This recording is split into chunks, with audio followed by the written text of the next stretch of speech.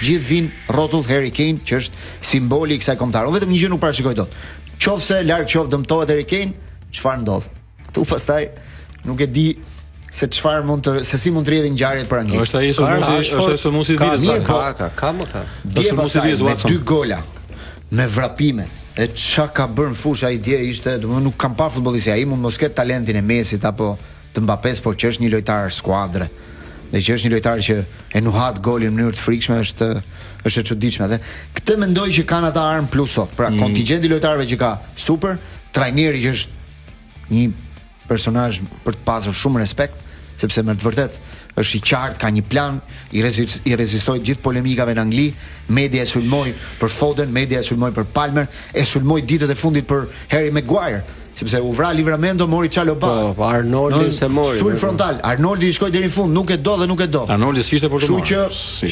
Pra domethënë po deli vetëm dhe dje goditjen e parë. Te vetmja pikë që domethënë unë nuk e shikoj si ty është kjo pjesa që Anglia është e ka ndërtuar Anglinë për Harry Kane.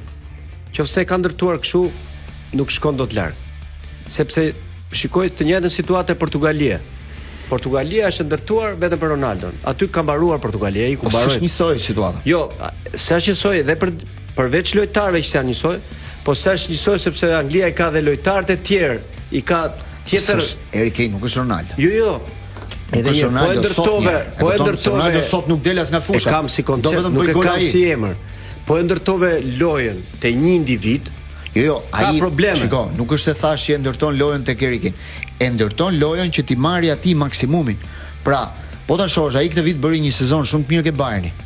Ai nuk i do ato, nuk do sistemin që të luaj Foden aty mbrapa, nuk do Palmeri, nuk i do këtë lloj loje. Ai do lojtarët që vrapojnë krah, ata që marrin krahun. Dhe dje ashtu e përshtati lojën. Dhe Anglia ka një gjë plus, ka freski. Po ta shohësh edhe lojtarët që u futën pjesën e dytë, Rashford, Sakaja, që mund të ishin fare mirë lojtar formacioni, dje vraponin, kishin një energji shumë pozitive në skuadrë. Shqetësimi që kanë anglezët është pikërisht kjo, pra, a do e mbajnë të freskinë mbasi kanë të vështirë deri në fund me këtë, se kjo është problemi. Dhe është shumë herë shumë herë fol domethënë për neshjet e para. Domethënë do të pra neshjet e para gjithmonë këto kanë qenë, pra secili bën llogarinë e pikëve, po edhe duhet të rregojnë dhe veten se çfarë dinë të bëjnë.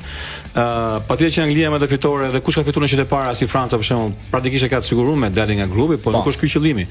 Problemi është dalë vend parë në grup, se pastaj nuk e dihet se me kë bie në vazhdim në hedhjen e sepse janë lënë gjitha me dytë apo me tretat. Kështu që në këtë kontekst duhet që këta të mëdhenj duhet dalin të parë në grup me logjik. Por ajo që thotë është ndërtuar rreth këtij, jam dakord me Lenci, nuk është ideja që i gjithë ekipi po luan për Kenin. Jo, nuk është ajo. Nuk është kjo ide. Ky që u dhe goli i tretë është shembull më i mirë se sa që foli Glendi. Domethënë të vish poshtë me vjet me fushës, të japësh direkt asist, pa fare lojtarin tat që e ke atje në krah, pa kjo tregon. Ai është i veçantë te kjo pjesë, sa ai marr kohë pa fund. Nuk është në fund, bëri atë shpëtimin me trup që i doli përpara atij kroatit, që shpëtoi dhe portën aty në fund. Ai ashtu ka qenë edhe te Tottenham me Glend, edhe te Bayern, ai ashtu model lojtari. Ai është profesionist.